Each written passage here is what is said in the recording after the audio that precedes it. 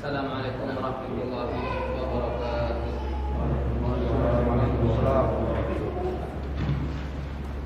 Alhamdulillahirabbil alamin wa shalli wa sallim ala nabiyyina Muhammadin wa ala alihi wa ashabihi wa man tabi'ahum bi ihsanin ila yaumiddin, amma ba'du. Para hadirin yang dimuliakan oleh Allah Taala, atas izin dari Allah Taala kita bisa bertatap muka kembali dalam mempelajari sebagian hukum Allah Subhanahu wa taala, yaitu yang berkaitan dengan fikih muamalah. Salawat dan salam kepada Nabi kita Muhammad sallallahu alaihi wasallam, semoga selalu tercurahkan kepada beliau, kepada sahabat beliau, kepada keluarga beliau dan orang-orang yang mengikuti beliau. Para hadirin yang dimuliakan oleh Allah Taala, kita lanjutkan kajian kita, yaitu kemarin kita telah membahas tentang akad salam. Sekarang kita lanjutkan dengan akad istisna. Akad istisna. Para hadirin yang dimuliakan oleh Allah Taala, sebelumnya di dalam akad jual beli itu yang terpenting yang harus kita ingat itu adalah rukunnya. Ada menjual, ada pembelinya, kemudian ada barangnya, kemudian ada alat bayarnya. Dan konsep umumnya juga bahwasanya kita itu dilarang untuk mentransaksikan suatu barang yang belum kita miliki.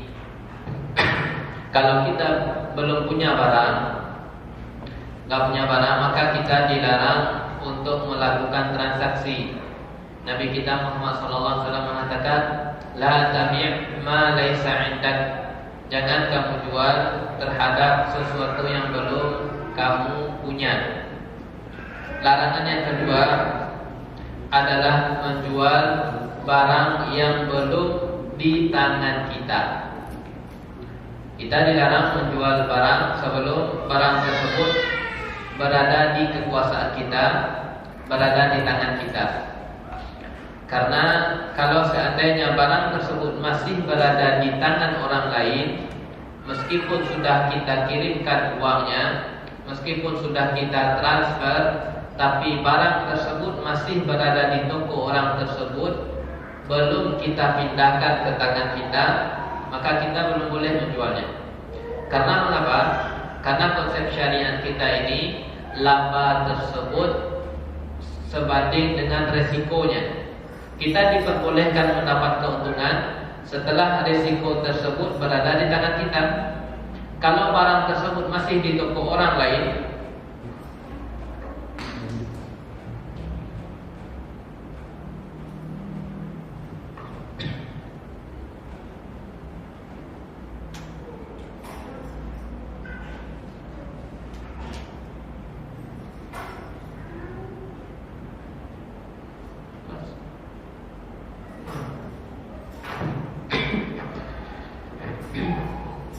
kalau seandainya barang tersebut masih berada di toko orang lain, artinya belum pindah ke tangan kita, kita belum boleh untuk memperjualbelikannya, dikarenakan risiko tersebut masih berada di tangan orang toko.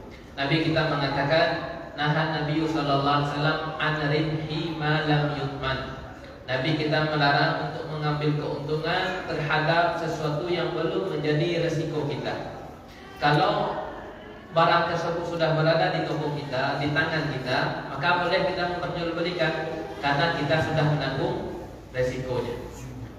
Sekarang para hadirin, kita akan lanjutkan tentang akad istisna. Ini bentuk jimat ya.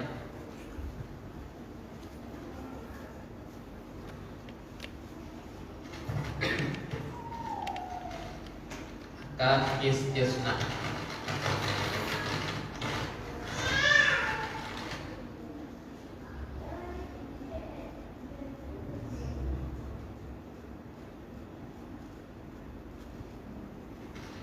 Akad istisna ini, kata para ulama, adalah pengecualian dari memperjualbelikan barang yang belum dimiliki. Karena kita tahu tadi bahwasanya kita tidak diperbolehkan menjual, melakukan akad sebelum barang tersebut dimiliki. Ada dua kondisi yang diperbolehkan, yaitu Yang pertama adalah dengan akad salam, sudah kita pelajari. Akad salam sudah kita pelajari. Kita sebagai penjual belum punya barangnya, boleh kita bikin akad dengan akad salam, yaitu dengan catatan customer, yaitu pihak pembeli harus menyerahkan uang secara tuntas, secara cash, yang disertai dengan kriteria barang. Maka itu boleh. Berarti kita contohkan, kita datang ke toko, ada beras, kita bilang oh beras sedang kosong. Kemudian boleh kita bikin akad dengan catatan ini, Pak, uang cash 1 ton beras, kriterianya beras Solo, 3 hari lagi atau seminggu lagi saya ambil. Boleh di sini? Boleh. Kenapa? Akad salam namanya. Sekarang yang kedua adalah akad istisna. Apa itu akad istisna? Yaitu pesan pembuatan, ya, pesan pembuatan dengan sifat yang telah ditentukan,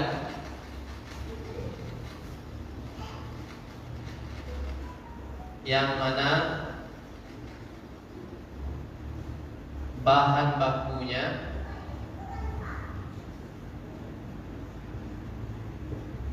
dari penjual. Ini dia. Baik, apa itu istisna? Istisna itu adalah pesan pembuatan. Yang pertama, untuk dibuatkan. Yang kedua, dengan sifat yang telah ditentukan.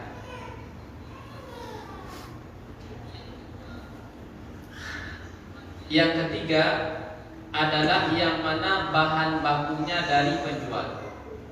Tiga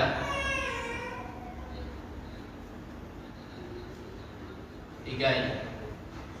Jadi kandungan istisna itu adalah pesan pembuatan yang sifatnya telah ditentukan, yang mana bahan bakunya dari penjual. Yang sering kita pesan apa contohnya? Itu kue. Kue lah contohnya. Baik, kue kita pesan. Kita pesan untuk dibuatkan 100 pieces contohnya.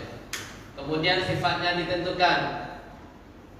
Di atas toppingnya keju 50 lagi coklat. Sifatnya ditentukan.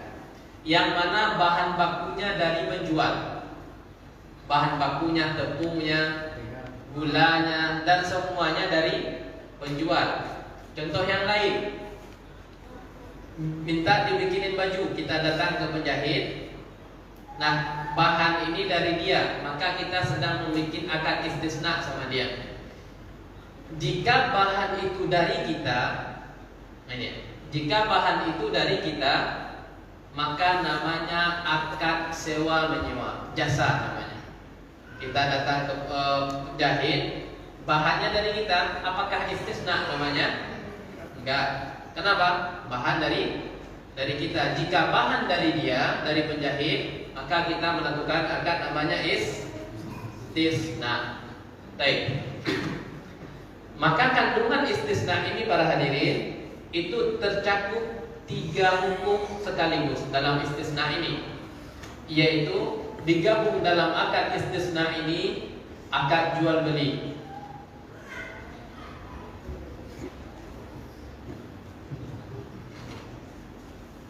akad jasa, akad salam.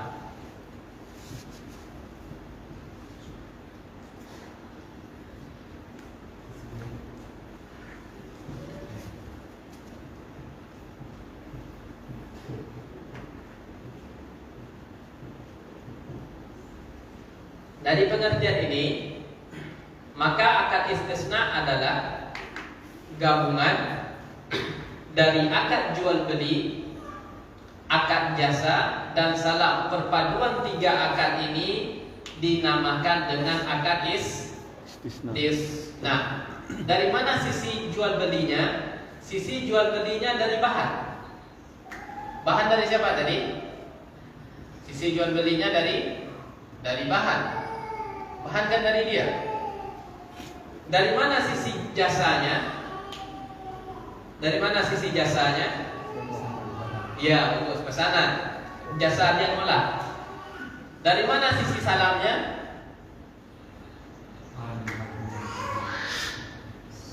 Sifat. Kita sudah tahu kemarin bahwasanya salam itu adalah kriteria barang. Nah, kalau seandainya Pak tolong bikinin perabot dari kayu jati gini, maka bahan bakunya dari dia, jual beli kita. Olahannya, jasa, kriteria yang kita sebutkan namanya salam. Perpaduan tiga akad ini disebut dengan akad istisna. Baik. Kemudian apa hukumnya? Nah, di sini faedahnya di sini. Apa hukumnya?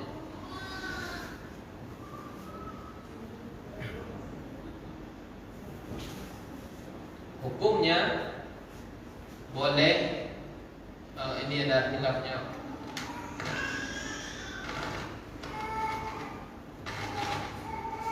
Hukumnya ada khilaf di sini. Mayoritas ulama atau jumhur mengatakan boleh dengan catatan bayarnya cash.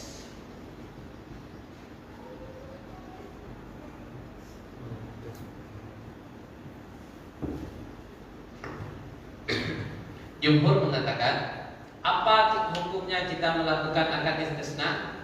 Hukumnya menurut jumhur ulama boleh dengan catatan pembayaran cash.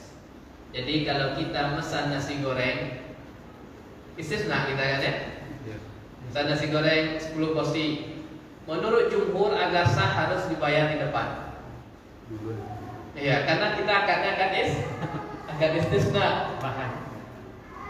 Beli bakso, maka harus kita bayar di depan.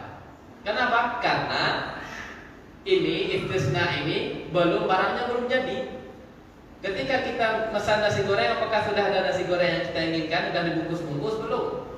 Padahal Nabi mengatakan jangan kamu jual barang yang belum kamu punya. Jadi menurut jumhur, kalau kita datang ke nasi goreng, Pak 10 porsi berapa? 12.120 ke nasi padang. Pas kita makan mau tambah lagi bayar 2.000. Karena pembayarannya harus cash. Kenapa? Karena ketika kita akad, si penjual belum punya barangnya, mau akan dibikin. Apakah barangnya sudah ada? Belum. Jadi ternyata gimana akad kita selama ini? Ini menurut jumhur. Ada juga prakteknya di sebagian restoran. Kalau kita pesan barang kan kita harus antri bayar dulu, baru makanan itu datang. Ada sebagian. Maka udah sesuai dengan jumhur ya, udah belajar kayaknya. Baik. Menurut Abu Hanifah, alhamdulillah Abu Hanifah ya.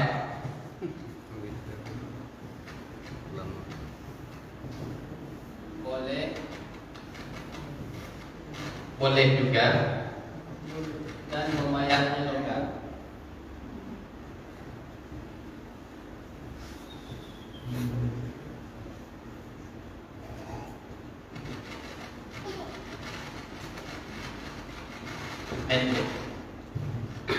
Menurut Imam Abu Hanifah, yaitu istisna ini, pesan buat ini boleh kita lakukan dan pembayarannya longgar. Pesan dulu, dah nanti dibayar ya. Iya. Atau kasih DP dulu, artinya nggak harus cash. Kita datang ke toko kue, ada acara nih, seminggu lagi pesan kue ya, tapi saya bayar pas harinya saja. Menurut Imam Abu Hanifah boleh. Menurut jumhur tidak boleh.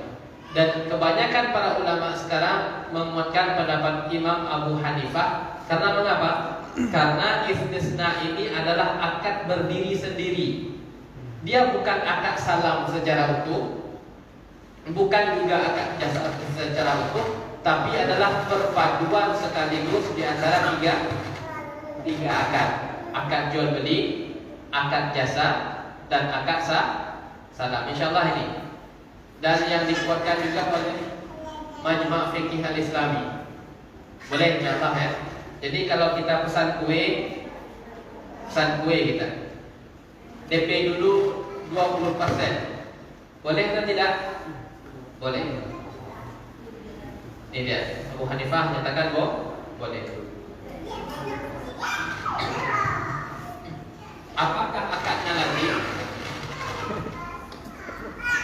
Apakah akadnya mengikat? Apakah dia mengikat? Ini dia. Akadnya mengikat.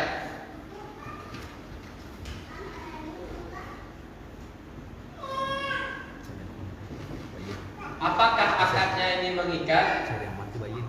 Maka jawabannya setelah akad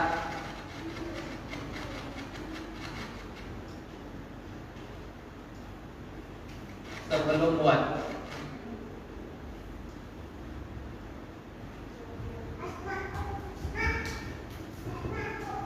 Boleh dibatalkan.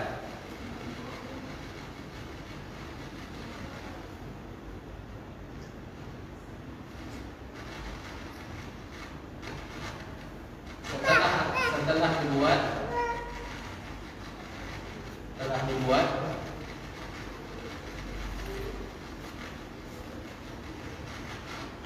akadnya lazim.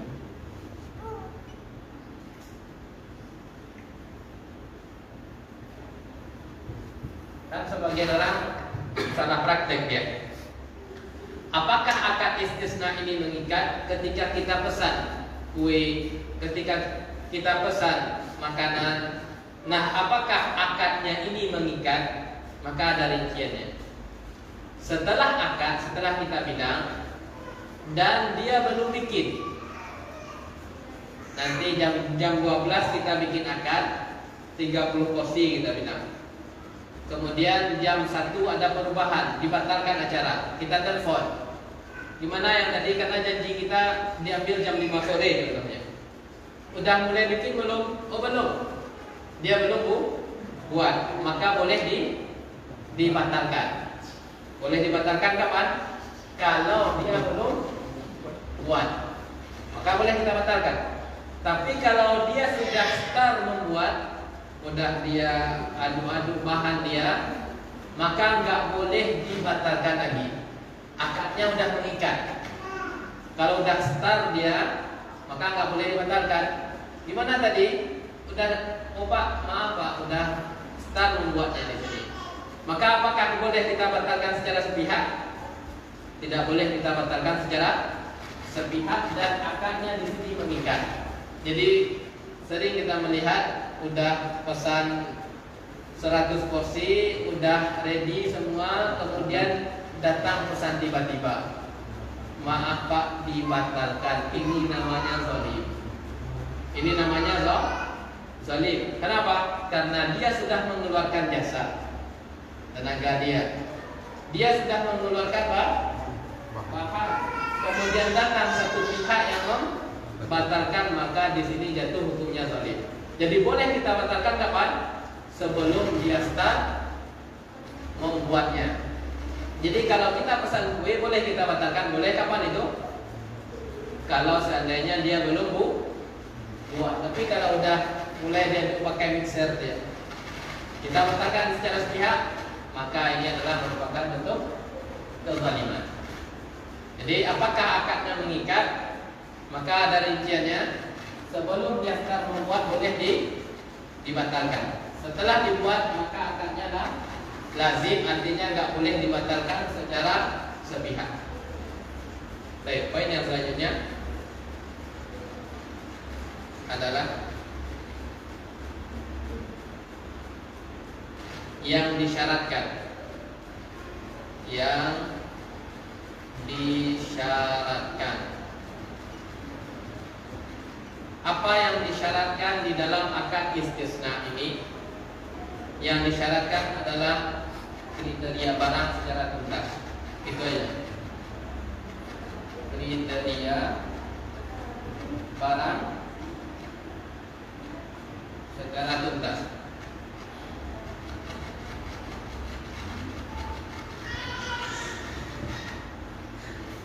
Yang disyaratkan di dalam akad istisna adalah kriteria barangnya secara tuntas disebutkan di dalam majelis.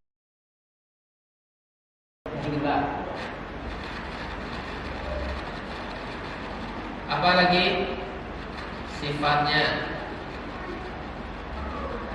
kemudian waktunya. Jadi kalau kita pesan suatu, maka harus waktunya jelas kapan diambil dan juga jumlahnya. Beda dengan salam. Ini nggak apa-apa kita. Yang tidak disyaratkan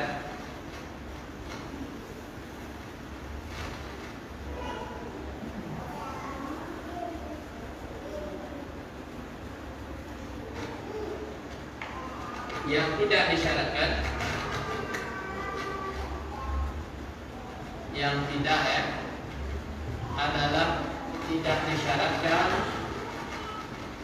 pembayaran cash.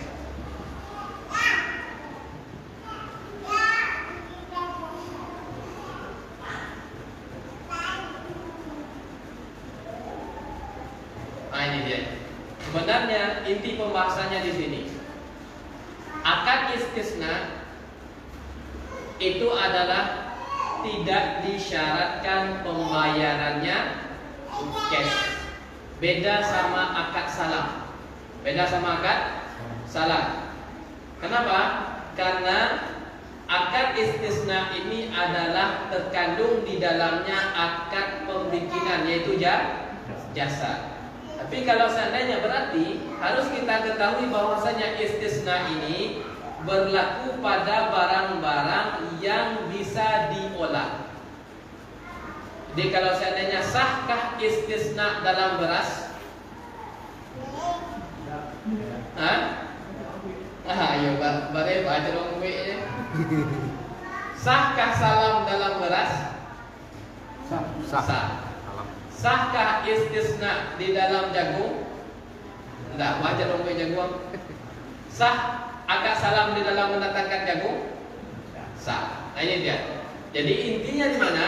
Yang tidak disyaratkan adalah akad istisna ini pembayarannya tidak disyaratkan cash. Alhamdulillah kalau seandainya kita pesan hal-hal yang butuh antrian, kita nggak perlu bayar langsung. Karena apa? Karena kita sedang melakukan akad istisna pesan untuk dibuatkan. Jadi hal-hal yang bisa dibuatkan nggak masalah, seperti rumah. Istisna dalam rumah boleh, dengan catatan kriteria barang kita sebutkan tuntas. Luasnya ya kriterianya jelas kan, sifatnya bagaimana dan waktu penyelesaiannya. Nah, pada akad istisna ini beda hanya dengan akad salam. Kita ulang lagi bahwasanya pembayarannya tidak disyaratkan cash. Jadi boleh kita melakukan pembayaran separuh, boleh hanya DP dulu, boleh kita membayarnya di akhir kalau barangnya sudah lunas. Ini sudah selesai. Jadi yang tidak disyaratkan adalah pembayarannya cash. Yang kedua, yang tidak disyaratkan lagi adalah nggak disyaratkan, kata para ulama, bikinan dia sendiri nggak disyaratkan. Bikinan dia sendiri nggak disyaratkan dia harus sendiri yang terjun membuat. Ketika orang pesan kue ke anak saya, kemudian bisa jadi anak meminta bantuan orang lain. Ini ada pesanan banyak nih, ayo tolong bantu ya. Maka boleh, apakah kecuali si penjual, si pembeli menyatakan pesan kue dengan catatan kamu sendiri yang membuat. Saya pesan baju, tolong dibikinkan baju dengan pajak, tapi catatannya jangan kamu suruh anak buahmu, kamu sendiri yang langsung. Karena anak buahmu kerjanya saya lihat belum rapi, cuman kamu yang baru rapi. Maka kalau dia mensyaratkan demikian, maka yang harus membuat dia sendiri. Tapi kalau nggak disyaratkan, maka boleh dia mendatangkan orang lain.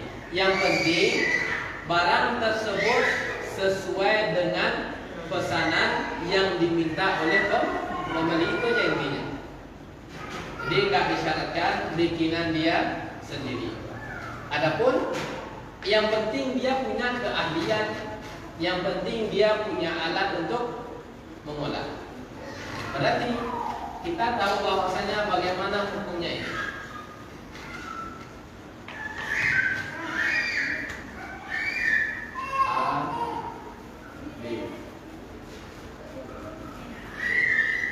B punya alatnya. A mesan ke B. Boleh? Bolehkah ini? Dia punya alat. Karena apa tadi? Meminta untuk dibuatkan boleh. Tapi kalau seandainya A, B, C, ini namanya pemesanan berantai.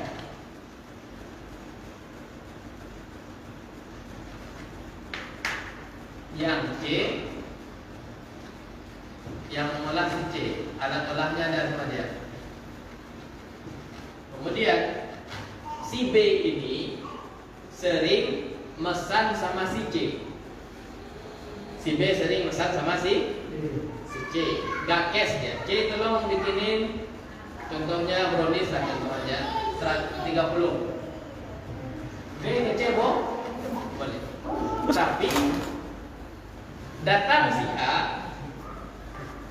si A melihat si B bawa brownies, bawa kue. B, kamu di mana dapatnya? Oh, dia nggak mau ngasih tahu. Kalau kayak gitu B, saya pesan juga lah sama kamu. 50 saya pesan.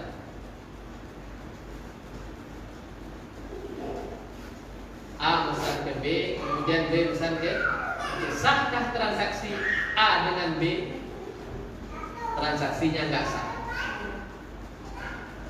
Karena apa? Si B bukan dikatakan sebagai shani, bukan dikatakan sebagai pembuat. Karena si B bukan dikatakan sebagai pembuat. Akadnya apa tadi?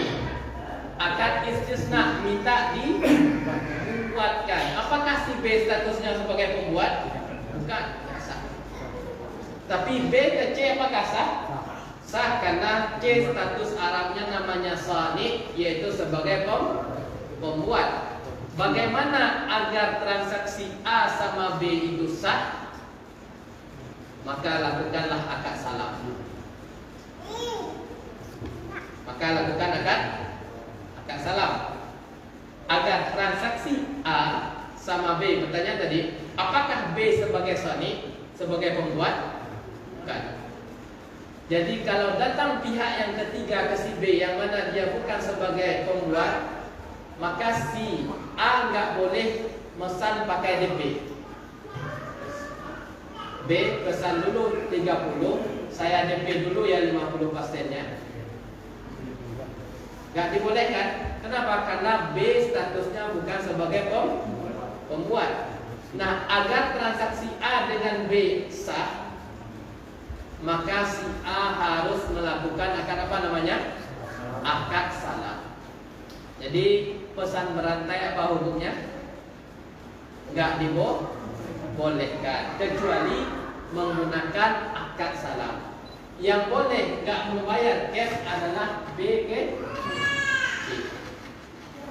Tapi kalau si A agar mendapatkan barang si C melalui si B, si B tadi catatannya bukan sebagai pembuat, maka si A harus melakukan pembayaran secara cash. maka praktekkanlah semua. Dipraktekkanlah semua kaidah. Kecuali si B sebagai wakil si C maka tidak masalah. Sebagai agen dia. Kenapa? Karena dia sedang mendapatkan izin memasarkan barang dari si C. Jadi pesanan berantai hukumnya apa? Hukumnya tidak dibolehkan kecuali si A melakukan pembayaran secara cash yang diistilahkan dengan jual beli salam. Kalau si A bilang ke B tolong datangin nasi goreng contohnya 100. Si B bukan pembuat ya.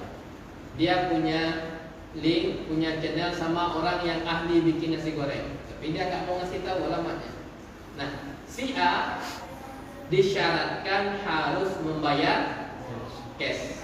Nah, setelah uang dapatkan, si B boleh memberikan langsung ke si C. Uang cash tadi boleh juga tidak. Kenapa? Karena B sama C hubungannya apa di sini?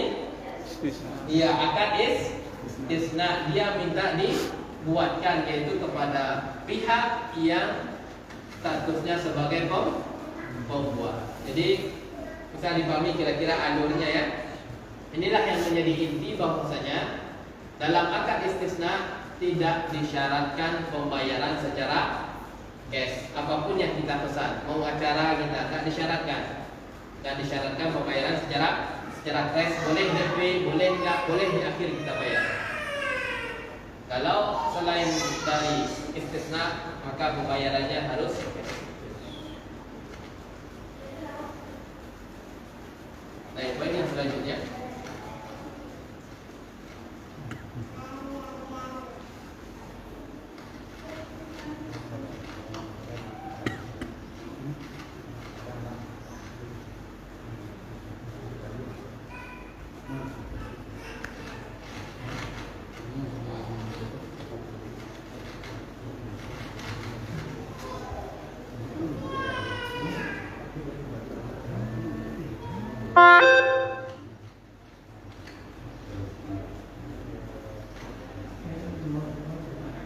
Adalah hikmah dibolehkan.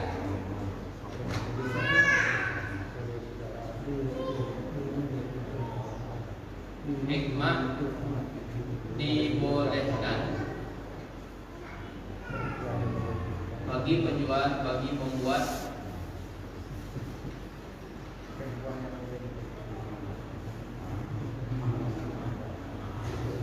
bagi pemesan.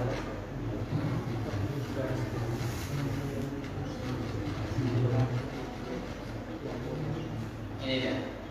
Apa hikmah dibolehkannya akad istisna bagi pembuat? Bahwasanya produk dia pasti habis. Produk dia langsung habis.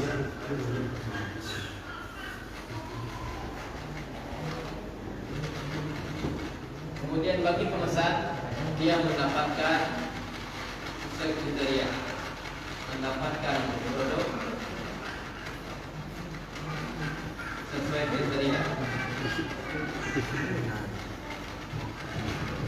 Nah, hikmah dibolehkannya bagi yang membuat, pasti produknya langsung habis. Kalau seandainya contohnya, Anda sebagai orang yang bikin gorengan, nggak ada yang pesan, Anda bikin, Anda jual di depan, apakah dipastikan habis? Belum tentu. Bisa jadi habis, bisa jadi tidak. Kalau seandainya menggunakan metode istisna ini, yang saya buat ini 100, itu pasti habis karena sudah dipesan oleh orang lain. Itu hikmah bagi si pembuat. Adapun hikmah bagi si pemesan, dia mendapatkan produk sesuai dengan kriteria yang ia inginkan. Seperti baju contohnya, dia pesan baju, bisa jadi baju di pasaran kan sudah banyak, tapi belum tentu sesuai dengan apa yang ia inginkan. Tapi kalau dia melakukan akad istisna, dipastikan dia mendapatkan produk yang sesuai dengan kriteria yang ia inginkan. Poin selanjutnya pembelian barang.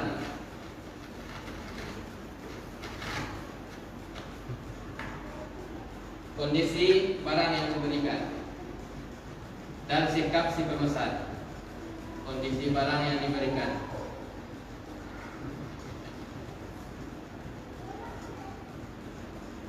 Kondisi kemungkinan yang pertama lebih baik.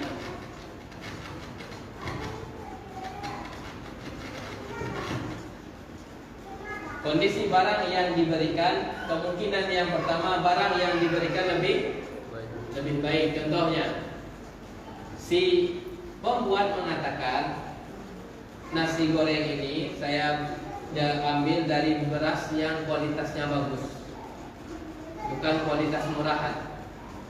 Maka kondisi di sini si pemesan itu wajib menerimanya, nggak boleh kritik.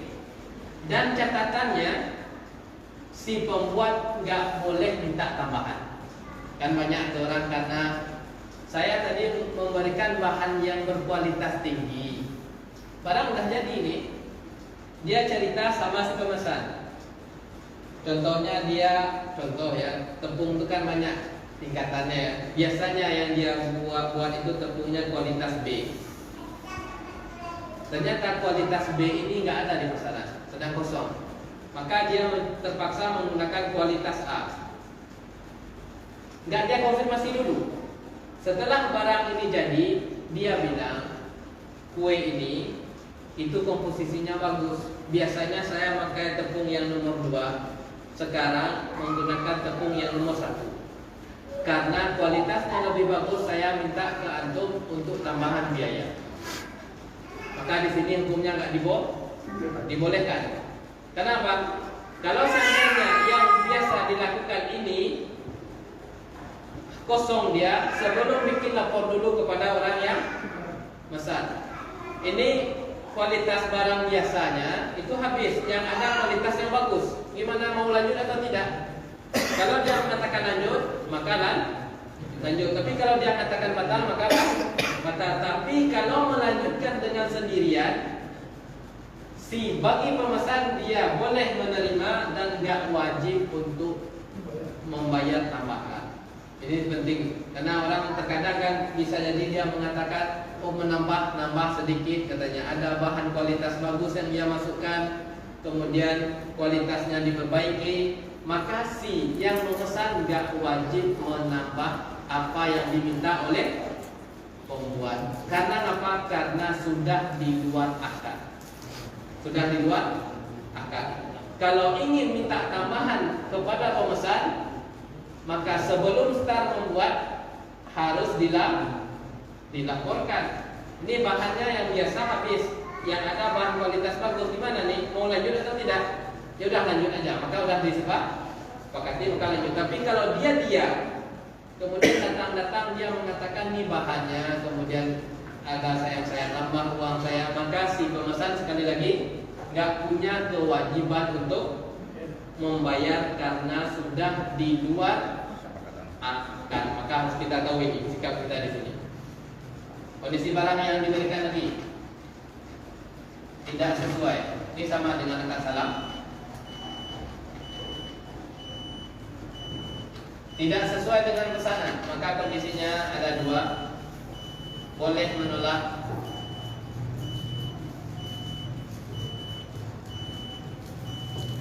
boleh menerima secara ridho.